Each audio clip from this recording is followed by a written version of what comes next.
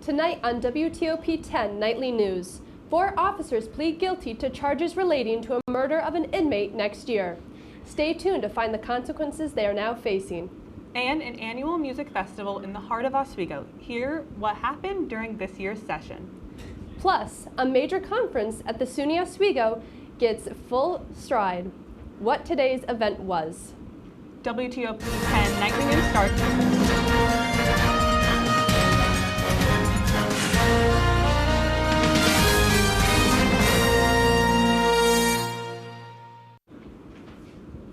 Good evening and thank you for joining us. I'm Eliza Hopkins. And I'm Hannah Katz.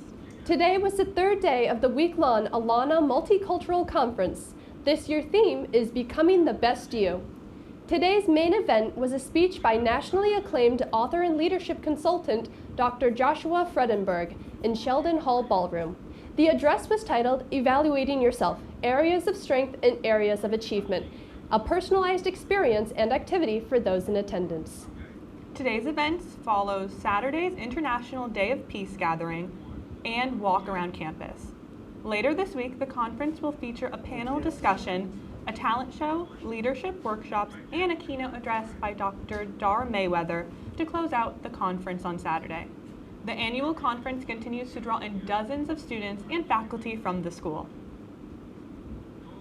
The SUNY Oswego Living Writers Series is continuing this Wednesday, featuring a conversation with the best-selling author of the book, Braiding Sweetgrass, Robin Wall Kimmerer. The conversation will be about her recent book, The Serviceberry, about home, ecology, and the gift economy. Kimmerer is a professor of environmental biology at the SUNY Environmental Science and Forestry, and she has given an address before the United Nations. This Thursday, the 25th, the Oswego County Department of Community Development, Tourism Planning is putting on an open house for the developments coming to better the community. The open house is planned to the people to come and go as they please, review the plans, discuss and ask questions with the planning committee, and provide input on proposals. This is also the final opportunity for the community to participate in an online survey to help develop this county-wide vision. The Oswego Franklin Square Park was the site of one of the Oswego's top seasonal attractions this past weekend. Our reporter, Alexis Jimenez, has more on the annual music festival known as Porch Fest. This past Sunday, family and friends celebrated the 10th annual Oswego Porch Fest. 80 performers took the stage throughout the city's parks and neighborhoods. Local residents of the Franklin Square and Montcalm Park neighborhoods volunteered their porches to act as a stage for the late summer festivities. Oswego Music Hall of Famer John McConnell summed up the event stating, "It really is the culmination of just a perfect community event." McConnell has played the previous 10 years of the event and has continuously pulled some of the largest crowds. Porch Fest is put on by thousands of volunteers, ranging from the performers, the cleanup crews, committees, and local businesses. The Porch Fest Committee is already looking for volunteers for next year's festivities, which is set to take place on Sunday, September 20th, 2026. To reach out, you can contact the Porch Fest Committee via their Facebook messages or their website, oswegoporchfest.com. That's all from me, and now back to the desk. Thank you, Alexis. Earlier today, we finally got a taste of rain. Our chief meteorologist, Aurora Fitzgerald, has more to say on whether or not to expect more. Thanks, guys. You are in fact right. We are finally seeing some rain after a moderate drought that we have. The rain has arrived.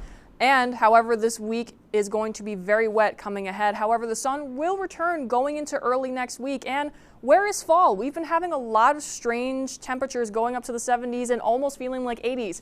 So where's the fall? I'll have more in my full forecast coming right up. Back to you guys at the desk. Thanks, Aurora. 4 Central New York correctional officers have pleaded guilty in the murder of inmate Robert Brooks. Nicholas Anzalone, Anthony Farina, Michael Mawshaw, and David Walters have pleaded guilty to either first or second-degree manslaughter charges. For pleading guilty, Judge Bauer gave Anzalone and Farina 22 years instead of 25, while Mawshaw and Walters will face 3 to 9 years instead of 3 to 15. Monday's Bumper to Bumper traffic set a historic high in Midtown Manhattan. Average speeds were clocking in at an average of 4 miles per hour. Former NYC Traffic Commissioner Samuel Schwartz said that during this time of year, it might be faster to walk to wherever you're going. Making the traffic worse is the United Nations 80th meeting with 150 heads of state, including President Donald Trump and Israeli Prime Minister Netanyahu. Traffic levels are expected to continue to rise at least until after the meeting. A 13-year-old boy is in critical condition after being shot in the head in a Dunkin' Donuts parking lot. This happened at the Dunkin' on Linden Boulevard in Queens around 8:21 a.m. According to surveillance, it appears to be a targeted attack where the suspect on a scooter fired one shot before fleeing. The victim was taken to Cohen's Children's Hospital, where he is in critical condition. There will be extra police presence in the area in the coming days. No arrests have been made. Still ahead tonight, Jimmy Kimmel is back on air. Find out why.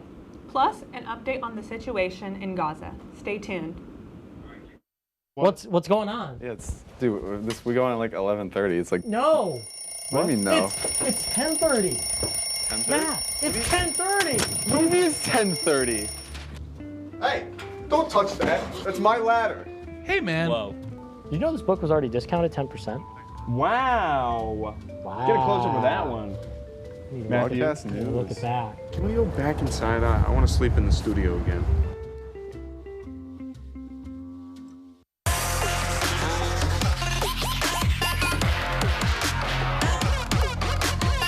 Up by throwing, not able to get on it. DiCarlo on the rebound. Alex DiCarlo.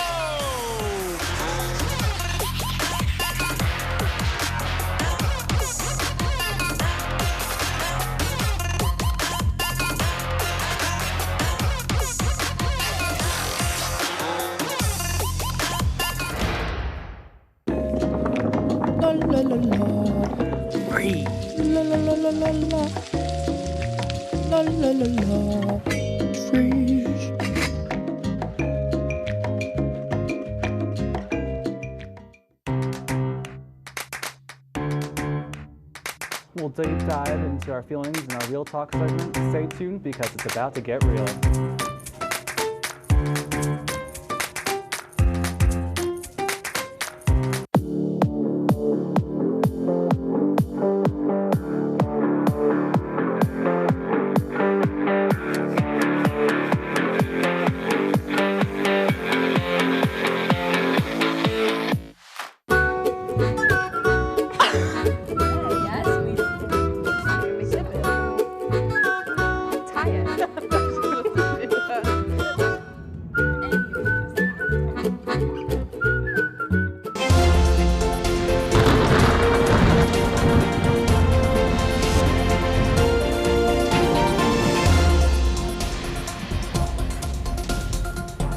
Welcome back to WTOP 10. I'm your Storm Team 10 meteorologist, Aurora Fitzgerald. Taking a look at our current conditions in Oswego, you might see some scattered showers, might be drizzling out there. We do finally have that rain this week after that moderate drought we have. Current temperature is 67, dew point at 65. Humidity is 92%, so it's probably going to feel a little sticky. And the wind, not so bad, southeast at 5 miles per hour.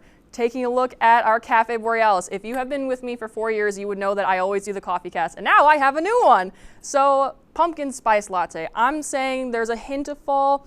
There's still those high temperatures. We're seeing 66, 70, and 70 degrees again as you're going towards your day tomorrow at 8 a.m., 12 p.m., and 4 p.m. So you can definitely get a pumpkin spice latte, but it might not quite feel like fall yet, but we're getting there. So, we finally have rain throughout this whole week. As you can see, taking a look at Oswego, we have these darker colors which indicate that we're going to get a lot more precipitation for the 6 to 10 day precipitation outlook.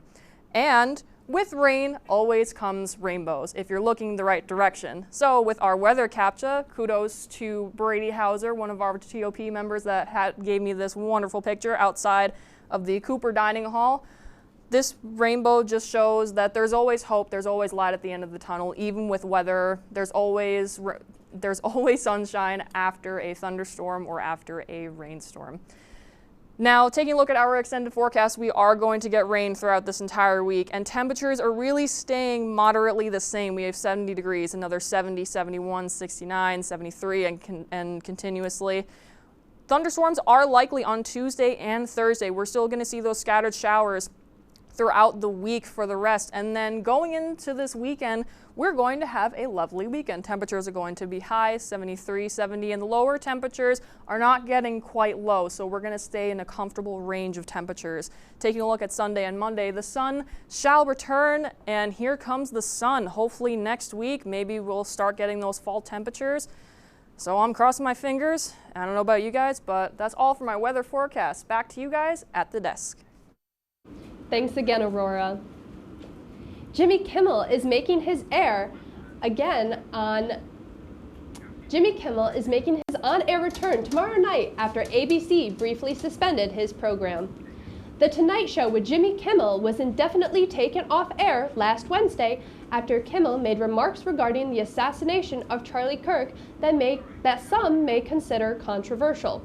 FCC Chair Brendan Carr had threatened the network with administrative action over Kimmel's remarks, and ABC said they pulled the show to relax tensions around the situation, but are restoring it after thoughtful conversations with Kimmel. Tens of thousands of people gathered yesterday at the State Farm Stadium in Glendale, Arizona to mourn Charlie Kirk. Various conservative and religious figures, including the president and vice president, were some of those at the memorial.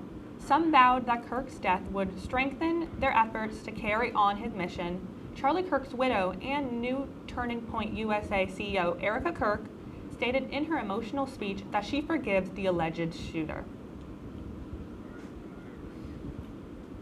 The UN General Assembly is gathering in New York today. Ukrainian President Vladimir Zelensky will be among leaders present. Amy Kiley has more on the current relations between Zelensky, President Trump, and President Putin.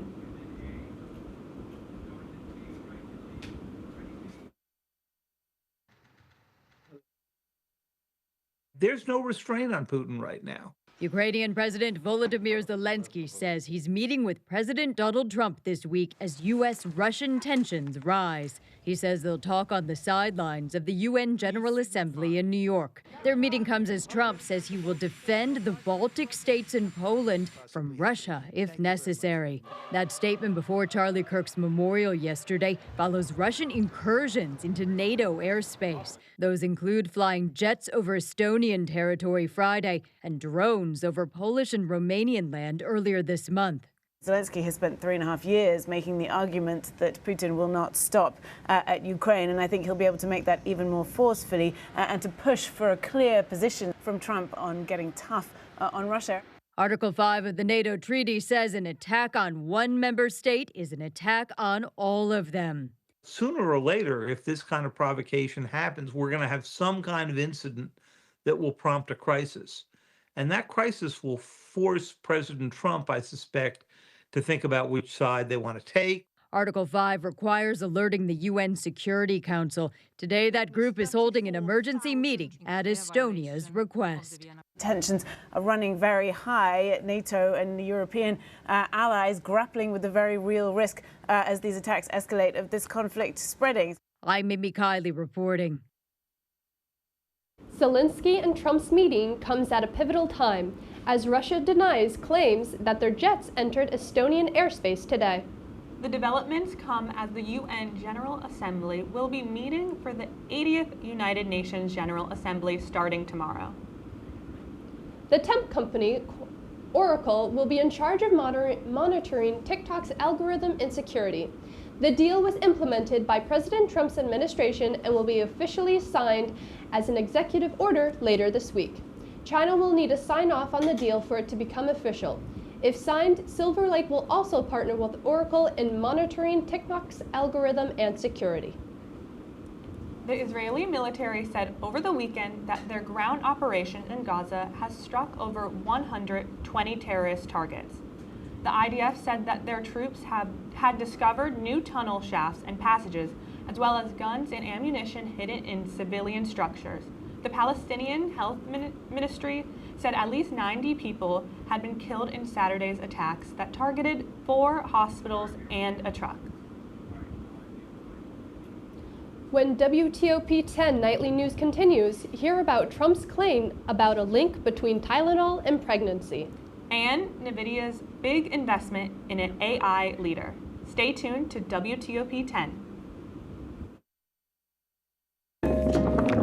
La la la la. Free. La la la la la la. La la la la. Freeze.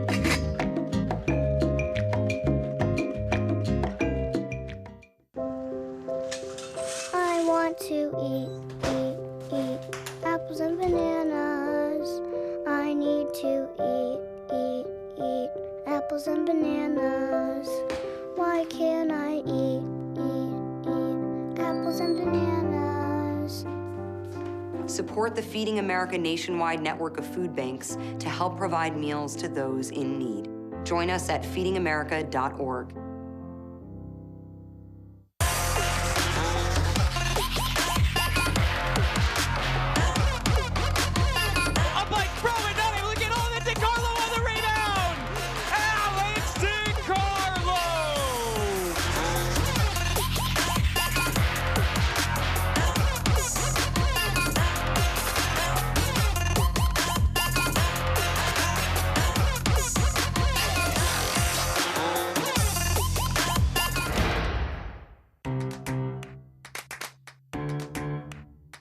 We'll deep dive into our feelings in our Real Talk segment. Stay tuned because it's about to get real.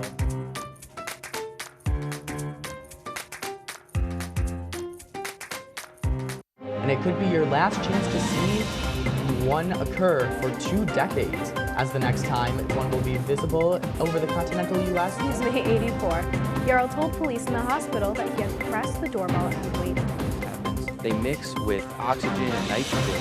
They become briefly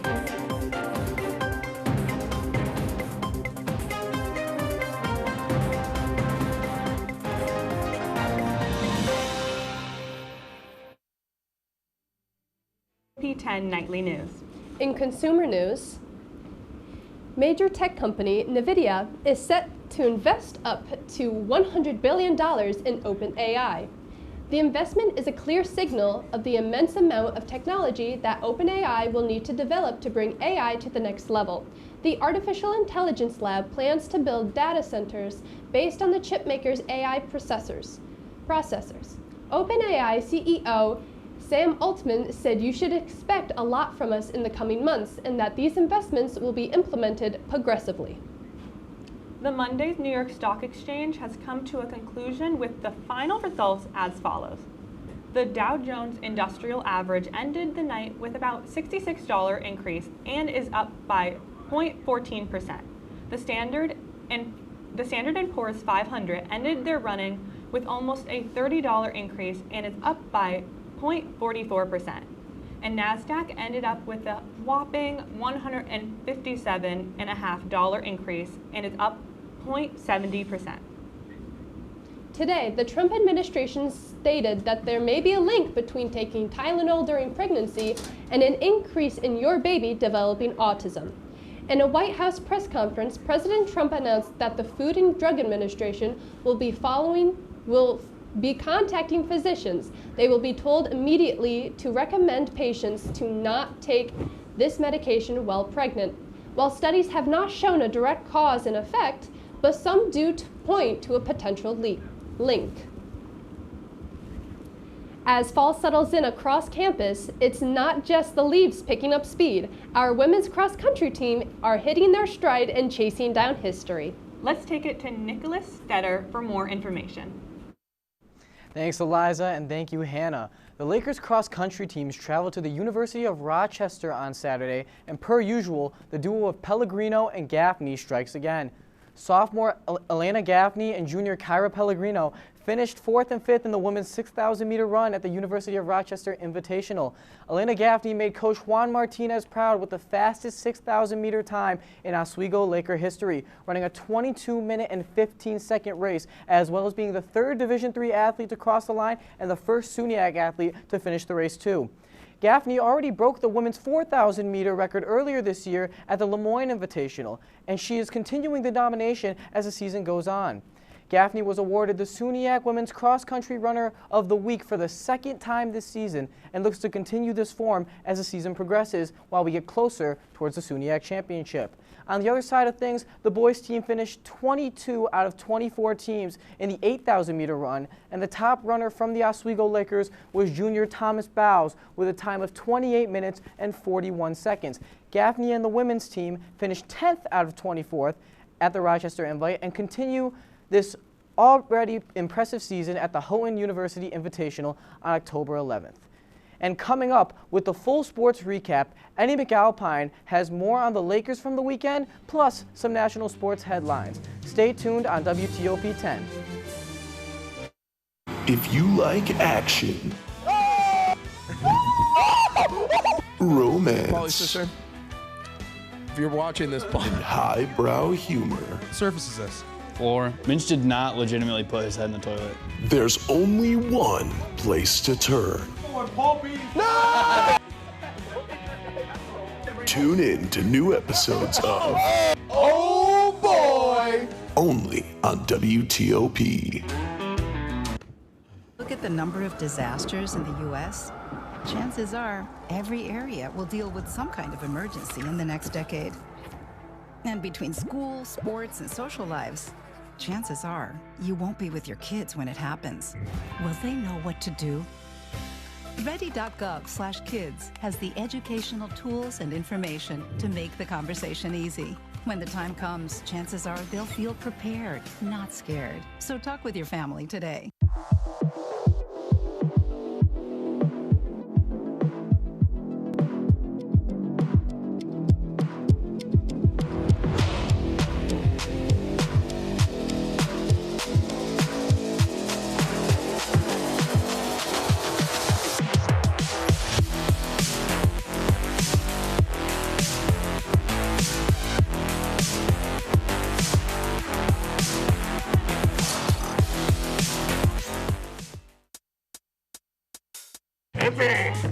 I had to eat a raw egg on Chris's dormitory floor. I currently don't have any federal pending charges. You know what you never did? You never walked to Walmart, Chris. That's my co-host. This is for making me eat roast Pop-Tarts. It's showtime, Chris. Come on. I want to be on the air for that. I got a couple things to say. No. Spin the wheel. Oh, you got censorship. Welcome back. Welcome back. Welcome back to...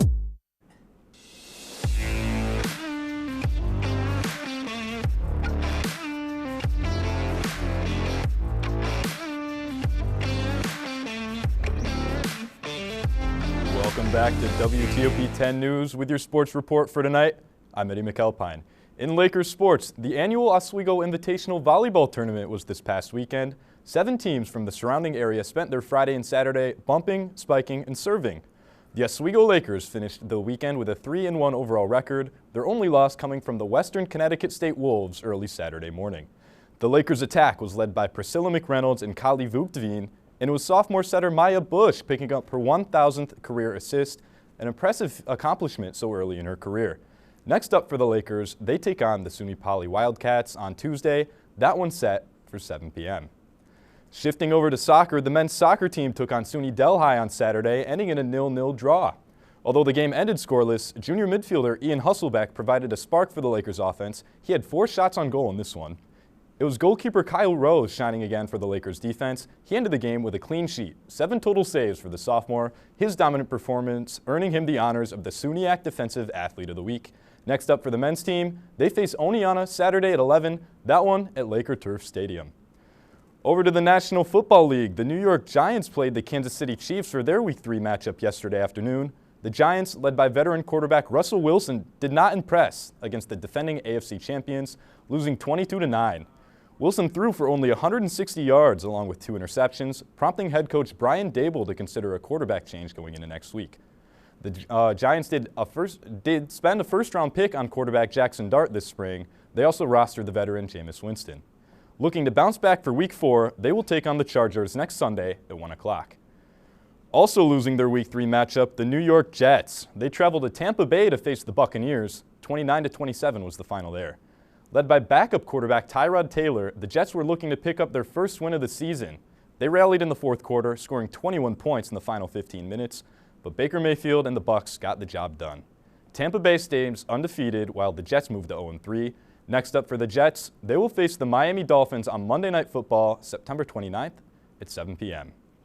Some Major League Baseball for you. The New York Mets taking on the Washington Nationals at Citi Field yesterday afternoon. On the bump for the Mets was Sean Manaea. Not his best outing. It's Jorge Alfaro driving one off the left field wall in the second inning, bringing home a runner on a throwing error by Francisco Lindor. Alfaro's into second with a double. Nats up one early. Pete Alonso mishandles the throw there. Runner sliding into home. Later on in the inning, it's Nunez, a two-run shot. Nunez gives the Nats more cushion. That one over Nimmo's head in left field. That's a two-run shot. Nats now up 3-0, top of the second. The two-run shot gives the Nationals a comfortable lead. Cedric Mullins now for the Mets. A left field line sliding attempt. You can see there's the left fielder. He slides knee first into the wall. He goes into the wall, hurts his knee there. Torrens will round third for the Mets. Mullins picks up an RBI double while Lyle remains shaken up. You can see he slides knee first into the wall. He exited the game and was replaced by Robert Hassel later on. You see his teammate comforting him there. He's in a lot of pain. There's that impact, knee to the wall. He would leave the game, and you can see him exiting the field now. Now bottom six, it's Francisco Lindor with a deep shot. That one to right field. That's over the head of the outfielder. And into the stands, Lindor with his 28th home run on the year. He's excited. That brings the Mets to within one. And it's Alvarez now with a shot to center field over the head. But no, it's Jacob Young making a great catch at the wall. You can see there the Mets fans are shocked. What a great defensive play by the center fielder. He goes up and grabs it. That's Jacob Young for the Nationals, saving the game, and ultimately he wins it for them. The Nationals win this one 3-2. Mets couldn't come back in the ninth, and that's all. They now fall out of the wild card spot they had, and they have a 3-game series in Chicago against the Cubs and a 3-game series after that with the Miami Marlins. With about a week left of baseball, it's not looking good for the Mets, guys. Thank you, Eddie. Stick around for the historic victory by an American in a French cheese competition. What's going on? Yeah, we go on at like 11:30. It's like no. What do you mean no? It's 10:30. 10:30? Yeah, it's 10:30. What do you mean it's 10:30? Hey, don't touch that. That's my ladder. Hey, man. Whoa. You know this book was already discounted 10%? Wow. Get a closer with that one. Broadcast news. Look at that. Can we go back inside? I want to sleep in the studio again.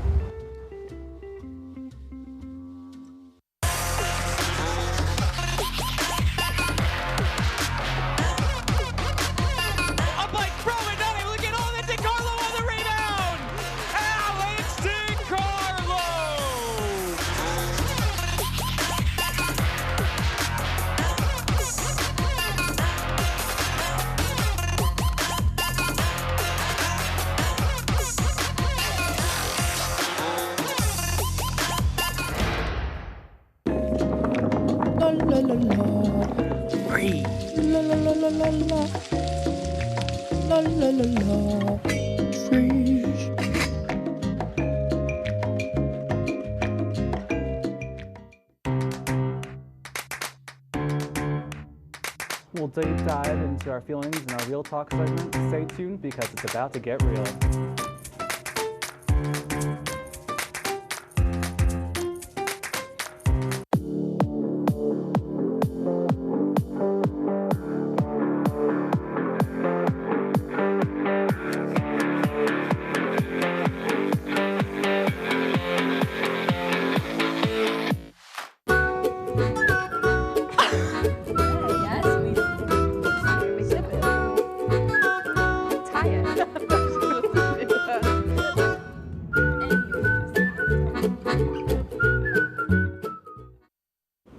This recent story, all the way from France, has us cheesin'. The first American just won the Cheesemonger World Cup. The winner, Amelia D'Albero, was overjoyed when her name was announced at the competition. This victory is expected to change the way European cheesemongers view their American counterparts. Wow. An American winning a French cheese competition. Well, you know what? I had some fried cheese curd today at the dining hall. It was pretty good. Congratulations to her. That's WTOP News.